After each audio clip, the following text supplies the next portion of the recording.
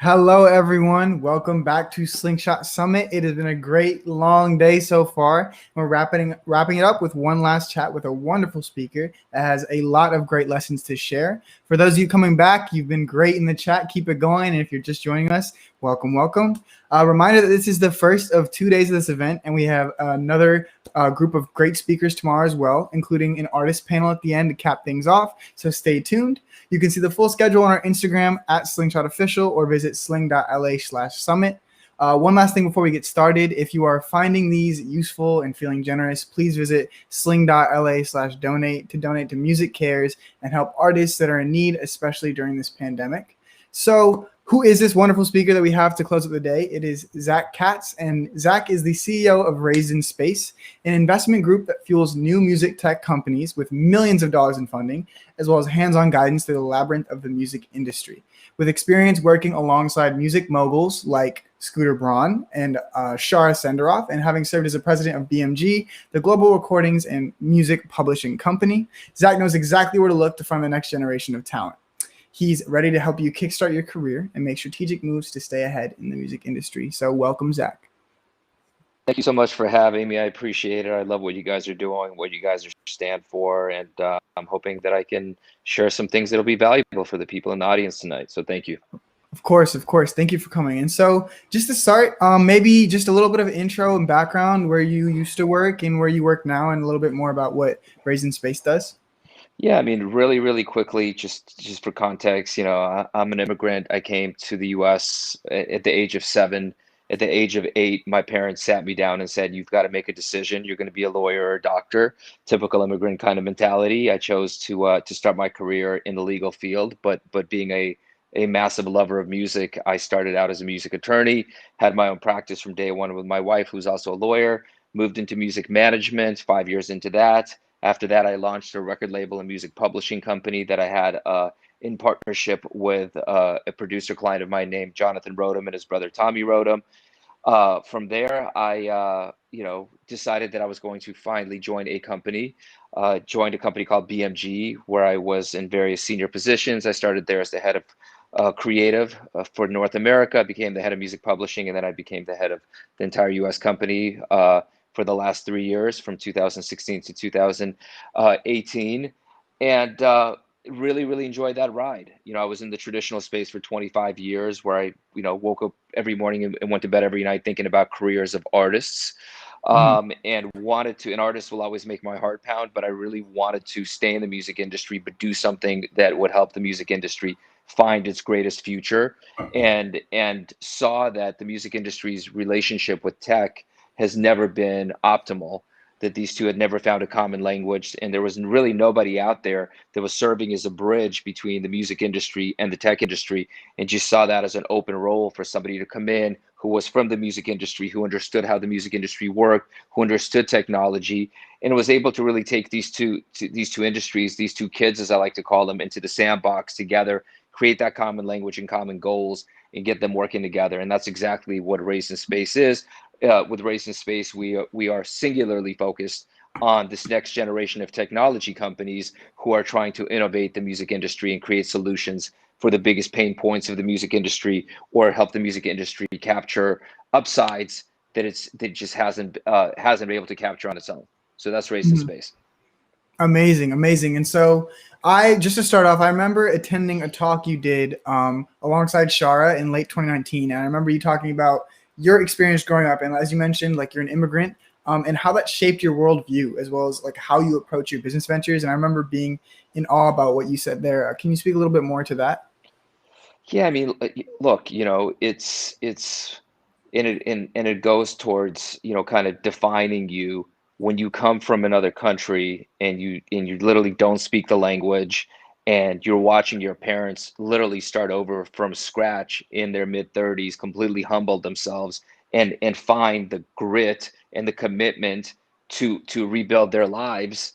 Being an only child, it was I have to step up, and they and I were the three musketeers, one for all and one and all for one, and I just had to lean in and step up and just having them as my example. you know Losing was just not an option.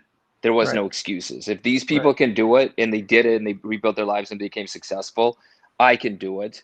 And obviously that came with lots of benefits, and frankly it came with tons of pressures. So I'm still trying to figure out the balance between going 24/7 and totally keeping my eye on the prize and making things happen, and right, frankly allowing things to happen. And right. that's always going to be a lifelong struggle for me. So but Yeah. very very grateful to have had that kind of start with a family that was Mhm. really really challenged but overcame those challenges. Right, right. And so a lot of our speakers, and you briefly mentioned this, so you went from law to the music industry. So I've asked almost every single speaker we've had, and we've usually had questions in the comments about like how you got into the music industry. And we've had different answers because we've spoken to A&Rs, producers, social media executives. What advice would you give someone that wants to work in the music industry? Like, how did you get there from law? And then what would you tell someone trying to get there? Well, first of all, it's a really great question. Specifically with me, again, my parents said you're going to have to get a graduate degree, lawyer, doctor, you pick, but you're getting a graduate degree. For me, I wanted to fulfill that dream, for that was their dream, but I Mhm. was I was very determined to make my own version of that. So what did that mean? That if I was going to be a lawyer, I was going to be a music attorney. So while I was Right, in law school, I interned for various record labels, music publishing companies, and attorneys from who I learned the craft and the skill set of representing creators and management companies and music publishing and music publishers and record companies. So for me, just to be fair and to be clear, I started out in the music industry as a music attorney, and interestingly right, enough, I had no clients. My wife and I started a practice, just put the shingle on the wall that had our name, and I was truly passionate about music. So when I sat with my clients, I could speak to them for hours about creativity and about their careers. And that natural kind of connection on a musical level really separated me very, very quickly from other lawyers who were right. incredible lawyers, but ultimately didn't have maybe didn't have the same level of passion and creativity that I did, right? So Mhm. for me, that first step was being a music attorney and representing, taking that lawyer seat at the table of my clients. But frankly speaking, within a matter of 3 4 years, I realized that I wanted to be much more creative, number one, and that I wanted to not only, paper up the deals that were being done. I wanted to create those opportunities for my clients, and the next natural step for me was becoming a manager, because a Right. manager sits centrally in the middle. They are the partner to their clients and help them with everything in their entire world. And that's the position that I aspired to take. And I was fortunate enough to start building a management practice and from there built a record label and so on and so on and so on. Right. And yeah, and like being a music attorney is such a necessary and often overlooked position in the industry because when you tell people about the music industry, they're like, oh, like these artists and maybe some of these managers and maybe some of these label execs, but music attorneys do a lot of the really important work that happens behind the scenes. And so a big wave I've seen recently is that we need like younger and more independent and smaller artists need a lot of this legal help to propel their careers. So where would you like point them to a brand new artist, say that's up and coming? Where would he or she or they like get legal advice, or if they can't afford an attorney per se?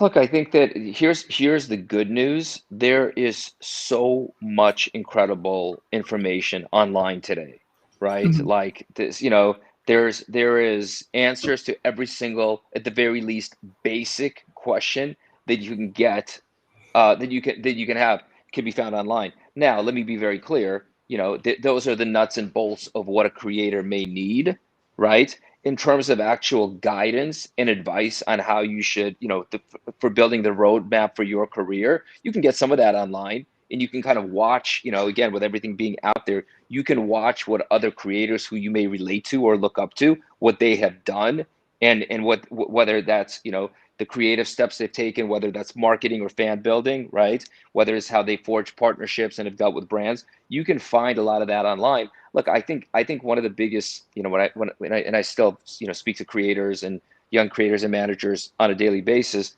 I think that what we're seeing technology empowering and allowing young creators to be self-reliant more than ever Right. before. Whereas before, if Right. you didn't have a deal with a major music company, you were at a massive disadvantage. Today, you can do a ton on your own with a young entrepreneurial manager with the resources that you can find online. The one thing that I will tell you that hasn't changed, and I always bring this up just because I think it gets lost, right, is that creativity has to be undeniable. What I mean by that is there's never been with as many people today creating as they are, meaning with technology putting the power of creativity into the hands of anyone who's ever wanted to create, there's never been a worse time in the history of the music industry to be pretty good.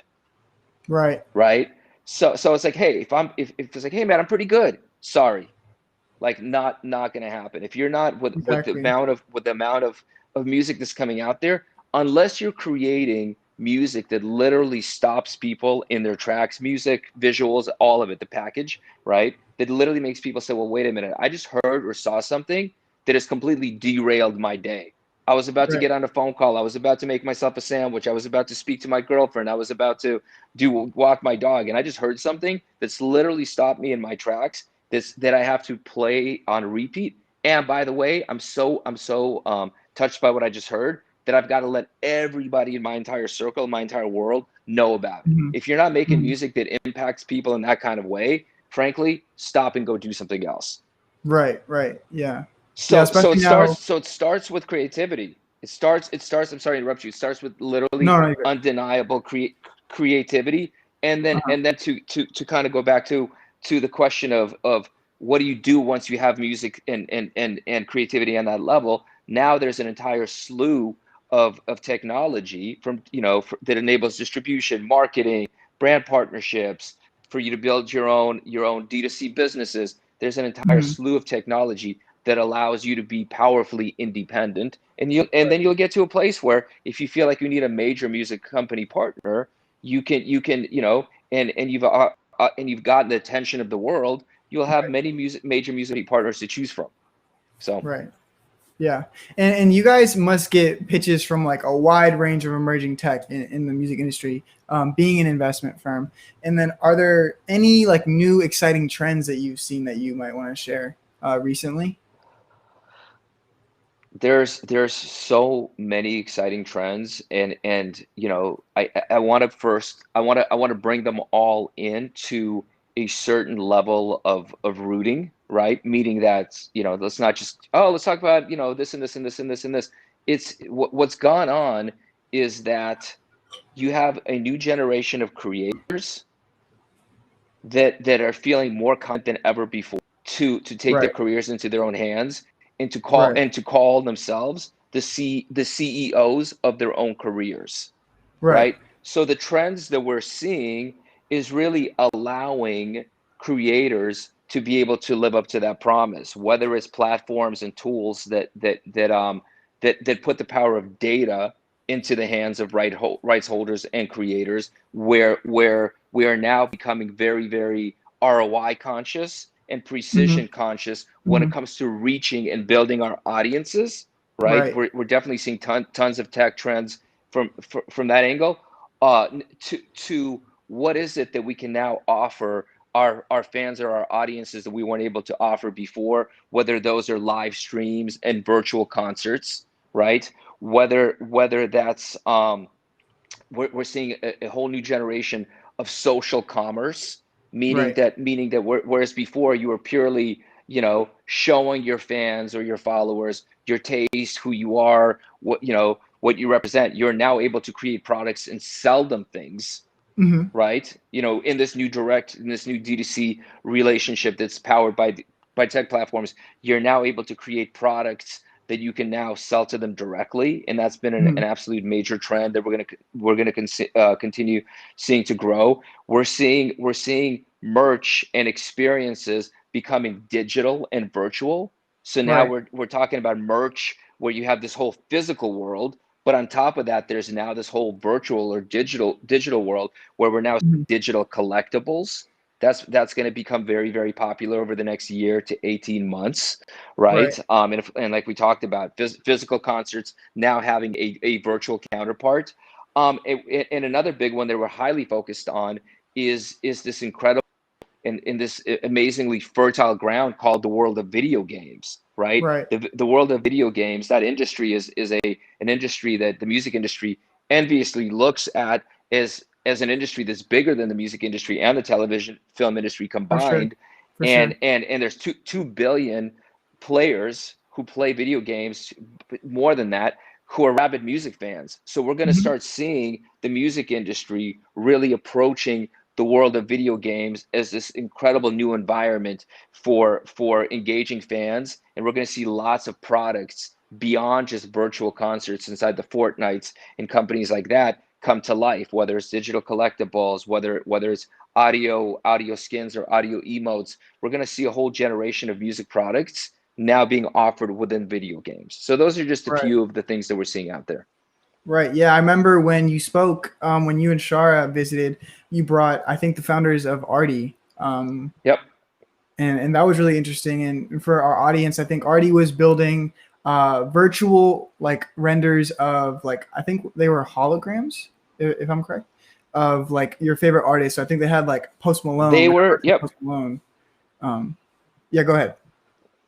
Yeah, I mean, I'm sorry to interrupt you. You know, art is essentially you know, it's Siri with a personality, Right. right? Meaning that you can, you know, look, we believe that the two-dimensional conversation that we've been having, that fans have been having with artists, is very much yesterday. What I mean by two-dimensional is look at my Instagram picture, right? Look at my video. The invitation to just look and observe and possibly share with somebody else is something that's going to quickly show to be of the past. You know, fans want interactive. So what Right. Artie did is Artie creates characters with who you can have a personal relationship, whether those are music celebrities, whether they're sports celebrities. They're working on all of these interactive kind of, you know, ongoing relationships where you can actually take an artist with you at all times, where Right. that artist can you know, they live on your phone, they open up in the room. That's literally it's a gamified AR concept, and it's machine learning where you know, the more you speak to your favorite artist, the more they get to know Yeah. you, and vice versa. Yeah. And the artist can tell stories, they can share exclusive merch, exclusive music. It's again, it's going from a flat 2D experience where I'm watching my favorite TV show to I'm interacting with my favorite TV show. I know it, Right. and the characters know it, and they know me. Hmm. And I think the interesting part is that, like COVID has thrown a wrench in the industry all because of how dependent it was on live shows. But to what you're saying, it kind of accelerated those processes, right? The need for digital collectibles and the need for virtual interaction with fans. So that's what I thought was really interesting. Is there any other effects that you've seen the pandemic had either on music tech or live experiences that you think will last permanently? I think it's a great question. I think, you know, I'm deeply of the opinion that COVID will prove, as challenging as it's been and as challenging as it continues to be, deeply of the opinion that COVID will prove to be the greatest thing that ever happened to the music industry. Not even a question, because this is an Right. industry that better or worse, has never chosen to actively innovate, right? and I'm speaking in general here. Of course, there's certain people that are much more innovative and forward thinking, and some are less. Mhm. But just overall, we're dealing with an industry. You know that Right. expression: "If it ain't broke, don't try to fix it." We're an industry Mhm. that takes a step beyond that. Even when it is broke, we're not trying to fix it, right? Yeah. So Yeah. so what COVID has really done is COVID has really exposed the music industry for its limitations and its weaknesses. COVID has really put a mirror in front of the face of the music industry by showing that we haven't been forward thinking enough. The music industry, as we always talk about, has been for the past 50 years a 3-lane highway. Buy my music, buy my merch, buy a ticket to my show. And right now, Mhm. as we all know, one and a half of those lanes are indefinitely shut down. And the music industry had to lose one and a half of its lanes to say, wait a minute, what is it that we have to, how do we look at what lane 4, 5, 6, 7, 8, and beyond are going to be? So specifically, what COVID has done is it's made us as an industry completely revisit and expand our idea of what are our assets. What is it that we can sell beyond the ticket, the merch, and the music, right? What are those Right. things? Are they digital Right. collectibles? Is it virtual concerts? It's all of the things that we touched on a second ago. That's number one. Number two, it's made the music industry and creators really have to come off of their heels and onto their toes. And look, Right. creators are my favorite people in the world, but frankly, I think the way the music industry has treated creatives is we've given them a special class of treatment that Right. that unfortunately has at times slowed them down and crippled them rather Uh-huh. rather than helping unlock their inner superheroes and by pushing them to do more. We've actually kind of treated them as like, okay, you guys are this magical being. You don't need to interact with the rest of the world. Just stay in the studio, lay these incredible golden eggs, and we're going to handle everything else. If you don't feel like Mhm. doing the interview tomorrow, don't worry about it. If you want to show up late, don't worry about it. But the reality is, in today's environment, you've got to show up like an athlete. No matter Mhm. what your craft is, you've got to show up like an athlete. You've got to show up with focus, with discipline, with resilience, right? And you've got to be consistent. And the music industry hasn't expected that of creators enough. And what COVID has done is that it's made creators have to say, you know what, I need to show up, and I need to show up with consistency, because the Right. reality is there's no guarantee. So that's a very positive effect on COVID. And lastly, number three is our relationship and our view towards fans. Whereas before it Mhm. was like, I'm building fans, I don't care, I'm picking them up everywhere. Today, not every fan is the same. So a guy or Mhm. girl who will stream your music is absolutely not guaranteed to buy your merch, is not Mhm. guaranteed to pay for a virtual concert, is not guaranteed to buy a collectible. And for us to understand that fans come with varying layers of commitment to you, and understanding who those fans are. And this is going back to the earlier part of our conversation. This is where data comes in, and understanding how people are engaging with what you're putting out there and how deeply Right. they're engaging, and Right. really understanding that there is this class of super fans, not just fans, but super fans. And those super fans can actually help us uh, completely explode our businesses and take them to the next level, is something that COVID has also proven, kind of really having to hone in on who are Mhm. these people that are really going to be there. And Mhm. all of those three changes ultimately really kind of point to this, what I like to call this reinvention of D2C, of direct to consumer, right? Right. Whereas before, you had this great career, and by the way, you had 10% of your fans were your super fans, and you may have given them exclusive access or exclusive merch or exclusive music. Today, one of your goals is to build this army of super fans, right? Mhm. So, and take that 10% to 20, 30, 40, and 50%. These are Right. guys and girls who love your music. You're engaging with them nonstop, and you're consistently on your toes, trying to feed them with things that continue keeping their fandom at a high level. So COVID has actually been extremely powerful and transformational for the music industry. And again, it Yeah. hurts now, but what it has forced the music industry to grow into is going to be an absolute positive. Right. Yeah, I think so too. I think you brought up a lot of really, really great points. And I like what you said about consistency when it comes to working with artists. And like you said, you went to bed for 20 years and woke up thinking about artists and how to make them successful, right? And earlier you talked about an artist That's right. needs to have that defining creativity. And you just mentioned the consistency. So what else do you think on top of those two things? What is the third or fourth element that an artist needs to set themselves apart? And then what I'm thinking about when I ask that is what the wonderful Susie Ryu is doing at Q&A alongside Troy Carter in like making artists their own entrepreneurs. So what do you think beyond the creativity and consistency then you need to add to an artist or an artist needs to set themselves apart? I think that artists have a huge obligation to themselves to be massively educated around their own business. And, Mhm. and it sounds like something simple, and it sounds like something that's fundamental, because people who are not artists, you, me, anybody who works in anything other than creativity, we're like, duh, that of course, like I can't get a job if I'm not highly educated in the thing that I'm Right. going to go do, right? But for creators, they have two jobs. One is Right. to make incredible art, but it doesn't stop there. You have to clearly understand the business that you're in. You have to Mhm. understand where it's going, and then you have to understand your business. You have to understand rights management. You have to understand marketing strategy, right? You have to understand partnerships. You have to understand legal. And by the way, just because you have somebody who's seated at your table that's technically responsible for every one of those things absolutely doesn't relieve you of the responsibility if you really want to be uber successful and quote unquote be the CEO of your own career.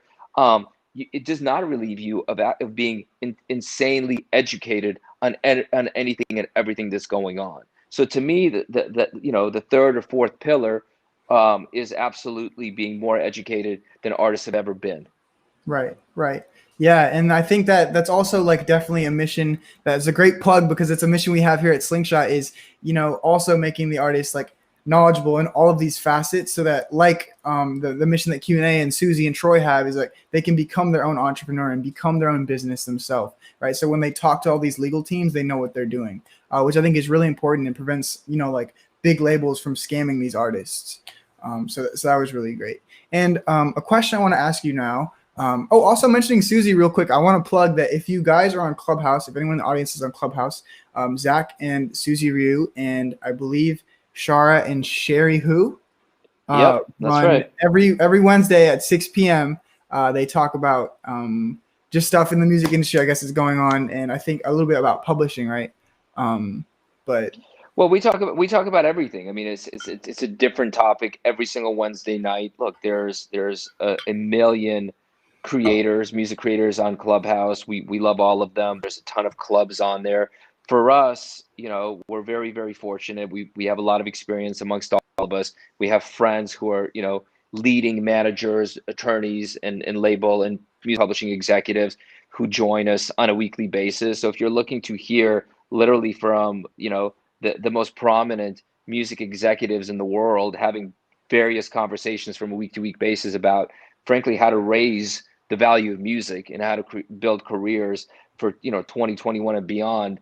Our club, which is called Music HQ, is absolutely something that we're committed to bringing that kind of value to you guys with. So thank right. you for bringing that up. I really appreciate it.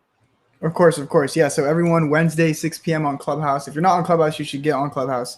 It's a really great platform. I'm now going to point to some of the questions in the chat on the right.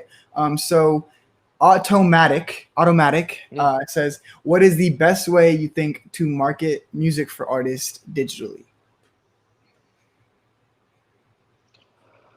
I mean, look, first of all, great question. I mean, we can literally do an entire session on Exactly. this, Yeah. right? And it deserves to be. Look, at the end of the day, when we talk about marketing and whether it's digital or traditional, if there's such a thing today, it's very, very simple. Let's define what it means to market. What it means to market means to build your audience. So when you talk Mhm. about an artist who's starting out, if you and I started a band tonight and we had no audiences, our goal, if we said, hey, we want to be like Billie Eilish, or we want to be like Nicki Minaj, or we want to be like Bruno Mars, all of these artists ultimately have 100 million plus audience members in their Mhm. audience bank, Mhm. right? So so the goal is to go from saying, oh, marketing. Well, what does marketing means? Actually having an audience that's in the 100 million person range. That's how the Mhm. biggest. That's how you measure some of the biggest stars in the world. How to get there? It's a combination of creating extraordinaries. We talked about undeniable, stop you in your tracks content, and understanding where those audiences live, Mhm. right? Going on platforms that authentically speak to what your music represents and what your message represents and where your audiences can be found. I mean, every single one of these platforms has its own strategy, whether it's TikTok, whether it's Instagram, whether it's Mhm. Facebook, whatever it is, right? It's at the end of the day, it's about building, it's about utilizing that platform for what it can give you based on who you are and who your audiences are. But I think in all of it, thinking about looking at all marketing through the lens of how am I building my audience bank and how am I building my followers by using this platform, and how do all of these platforms connect and tell my overall story, Mhm. right? Is absolutely the, generally speaking, again, it's a great question, but it requires its own hour-long session. Generally speaking, that's the best approach to it. Being Awesome. very Yeah. audience focused. Yep. Go ahead. I'm sorry. Yeah. Yep. No, I was just gonna say, for the record, I think we'd make a great band. Definitely, 100 million Yeah. seems reasonable. Um, and Easy. going back to another question in the chat, Phil P. Thank you, Phil, for asking this Yes. question. I'm not sure how much you can say about this, Zach, but is there a certain investment you're most excited about currently with Raised in Space? Look, first of all, Phil, thanks. It's a really, really great question. The reality is, we are a company that is singularly focused on music tech innovation and music tech investments, right? Mhm. So, this is not a, oh, we dabble in this kind of in this field and this field, this field. By the way, nothing wrong with that. There's plenty of generalist investors who we look up to who are absolutely brilliant. For us, all we Mhm. do is we focus on music. I want you guys to know that. Number one. Number two, Mhm. this is, over the past 2 years, we've literally looked at 1,500 companies, Mhm. right? And Wow. and have made at this point 10 investments altogether, Mhm. right? Two of which are companies that we're incubating ourselves, right? Right. And I share that with you guys because this is not a spray and pray.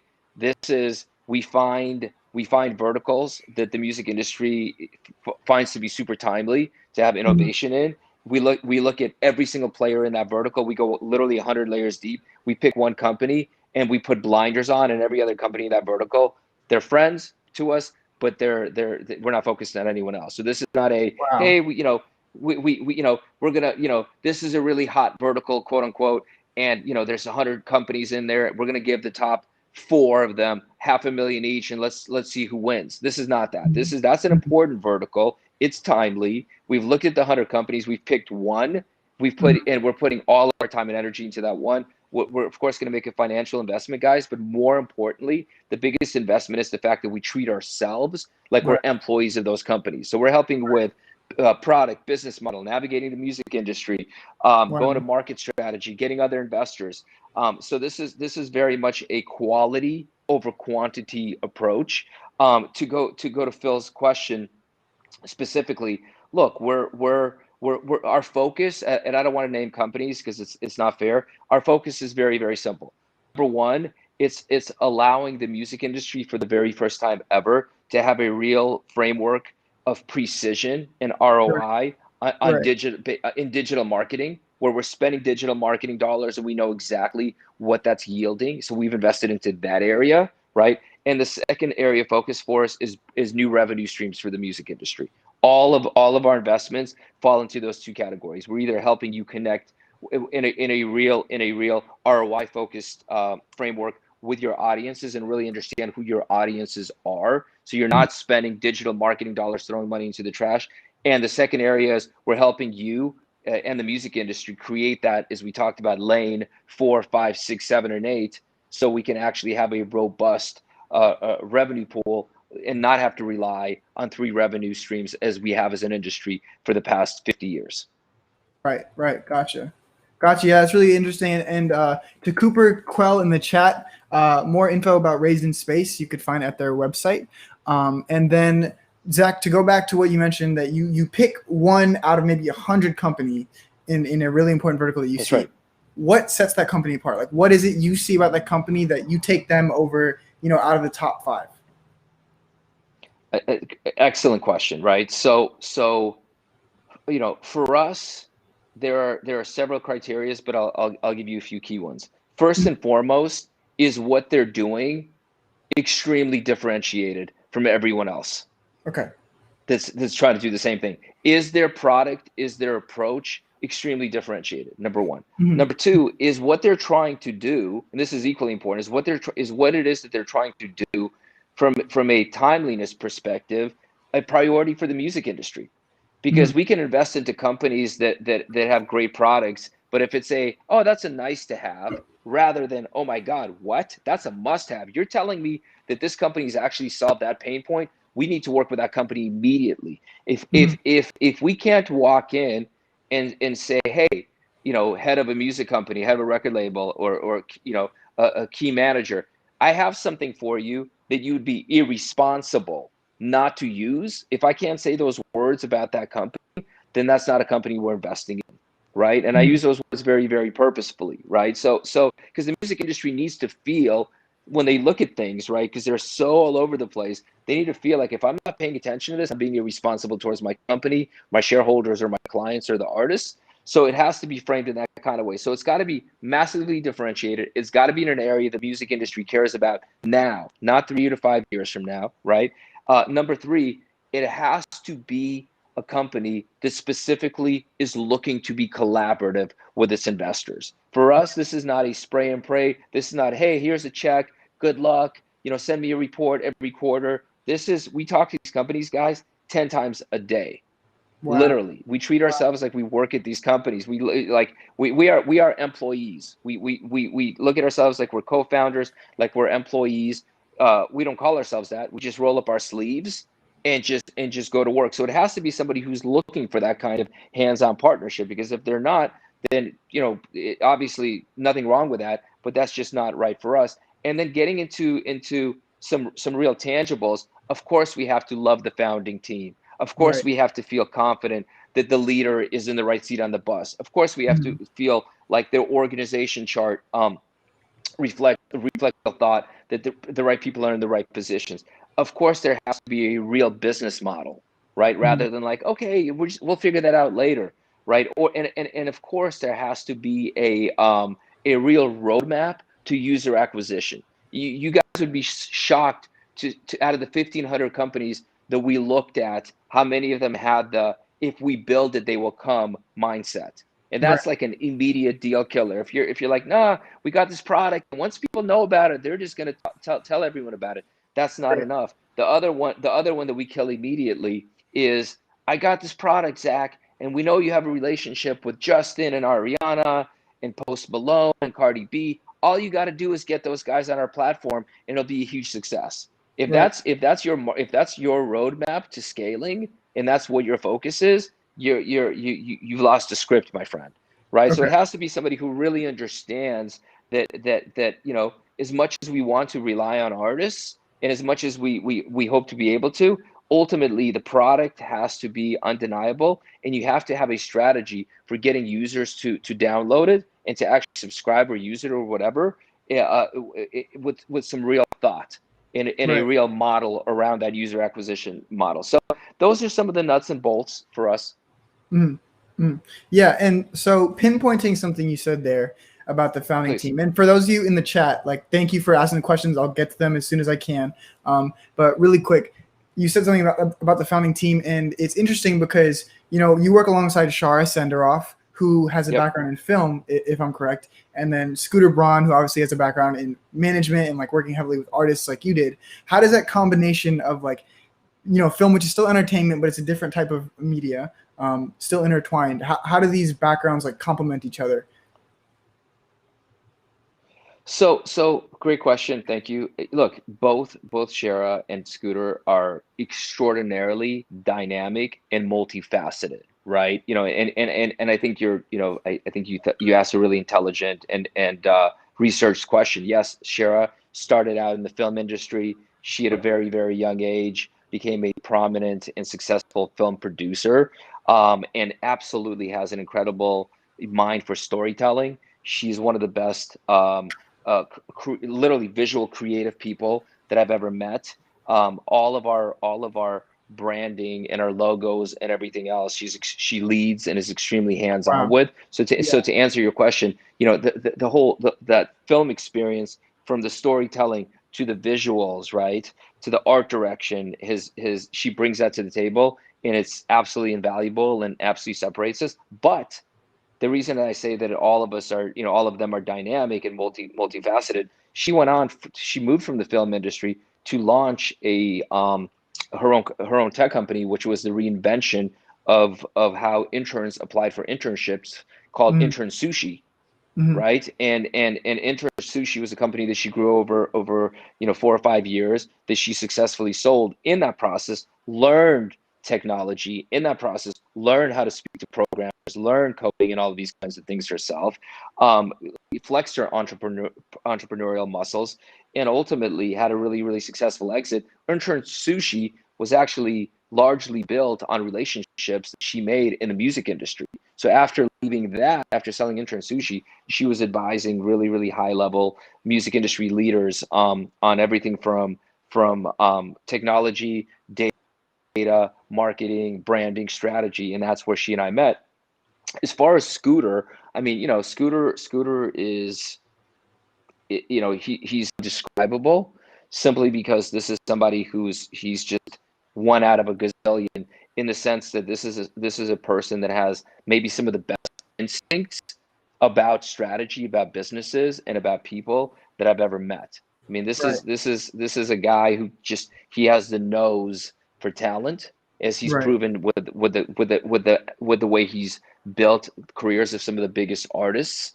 Uh-huh. Um, he's extraordinarily strategic, and he really knows how to surround himself with incredible people. And this is going to be, the David Geffen of our generation, from an entertainment business perspective. So Wow. I mean, Wow. he brings that's my view. He brings all of that to the table. So look, between Scooter, obviously share in the way that I described her, and my experience and commitment to the music industry, everything that I learned as a music attorney, then a music manager, then founding my own record label and music publishing company, then running BMG for several years. It's we feel like we have the right team to be able to ultimately deliver what it is that we want to deliver for the music industry, which is using innovation to raise the value of music in a really, really significant way, and to help the music industry be in control of its future, Mhm. rather than allowing somebody else to use music to build businesses that the music industry is largely locked out of, which is exactly what's happened over the past 10 years in our view. Right. Yeah. And I can tell through your answers that you guys are very, very mission driven. It's very inspirational. And so I'm gonna go to the chat real quick. Katarina had a question a while back. Do you have any advice for someone who's trying to pursue a career in the management marketing side of the music industry? What are some good ways to get my foot in the door? This is, Katerina, a great question. I can give you lots of different advice, but this is something that I want to say to everyone who's tuning into the chat this evening.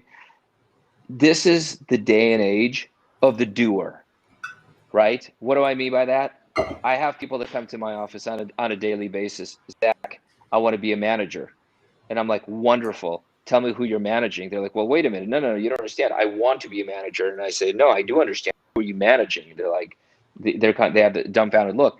Today, if you want to be a manager, Katerina, you have to find an artist that does not have a manager, that you're absolutely crazy about, that you give your life for, that's at point A, B, C, D, wherever they are in their career. Create a vision for what it looks like to take them to E, F, G, H, and all the way to Z, and start executing. And I got to tell you this. There are certain things. There's things that you can study and learn, and there's certain things you have to learn on the job. Management is absolutely learning on the job, and I think that's what the world is turning into. People will come in, other people will come in, I want to start making videos, I want to be a video director. I'm like, wonderful, can I see your work? Well, what do you mean? I just told you I want to be a video director. Do you have an iPhone? Yes. Can you afford a $300 editing program? Yes. Are there things in the world that you find to be interesting? Yes. Let me see your videos then. because having all of that, if you can't make videos, you can't tell me there's certain, today it's the age of the doer. Whatever you want to do, you have to do it, and then ultimately, when you do a good job at it, other clients will come, right? In the case of Katerina's questions, you start with one band or one artist. People hear that you're doing great work. People see the work that you're doing. Then people are going to want to hire you as their manager. Other managers are going to want to bring you into their organization because they see that you're fierce and that you're somebody that can actually make things happen, right? So, a gazillion things you can read, thousands of things you could study. This is absolutely the age of the doer, the practitioner. That's my advice to anyone who wants to break into the music industry. Mm-hmm. Yeah, and I can also tell from your answers that, and from what you said before about your work ethic, and finding the balance between like working yourself into the ground and working hard versus working smart. And that kind of relates to a question we have from Justin. He says, what does your day-to-day typically consist of, and how has COVID changed that? Well, it's a great question, Justin. I mean, my day-to-day is I'm either spending, I'm doing one of two things, and it's usually both of them every single day. I'm either kicking the ball down the field for our portfolio companies, the companies that we've invested into. Again, we're a company that's super hands-on, super, day-to-day value driven. So whatever that company's goal is, we're trying to push that company's, the momentum on those goals on a daily basis. Helping them with everything, like we said, from product to business development, relationships, all of those kinds of things. And the other half of the days are spent advising the entire music industry, all of the global leaders on the records and publishing end, their heads of innovation and business development and marketing, and all of the key managers on what's coming next from the world of technology. We see ourselves, when it comes to the music industry, as being the bank of intelligence and opportunities for the entire music industry. We are holding ourselves to the responsibility of being that resource that allows the music industry to figure out who it has to, and who would be, using my words earlier, who would be irresponsible not to collaborate with from the world of technology. Right. Yeah. Wow. And yeah, honestly, we are almost out of time, or pretty much out of time, but this has been absolutely incredible. I have learned so much. I know our audience is loving it. Again, guys, Zach speaks alongside Susie, Shara, and Sherry Who on Clubhouse every single Wednesday at 6. So I definitely know I'll be tuning in. A lot to learn. But yeah, that's it. If you have any final things you'd like to say, but we really, really appreciate you coming on. I've definitely learned a lot. Love what you guys are doing. Love this new generation of entrepreneurs, creators. Absolutely believe in you guys, and I'm pretty accessible. There's ways to find me online. I respond to most people. Let's build this new world together. Those are my last words. Thank you. Awesome. Very, very inspiring. Thank you so much. Thank you. And to everyone else, we have a great day planned tomorrow, ending especially with a great artist panel. But yeah, here's a little look at the schedule. A lot of really cool speakers. Kenny Aronoff is a studio drummer for Elton John. Steven Tyler, Lady Gaga. Mischief Management is a company that has Amine, Kai Dreams. Phil Quist is a booking agent at CAA.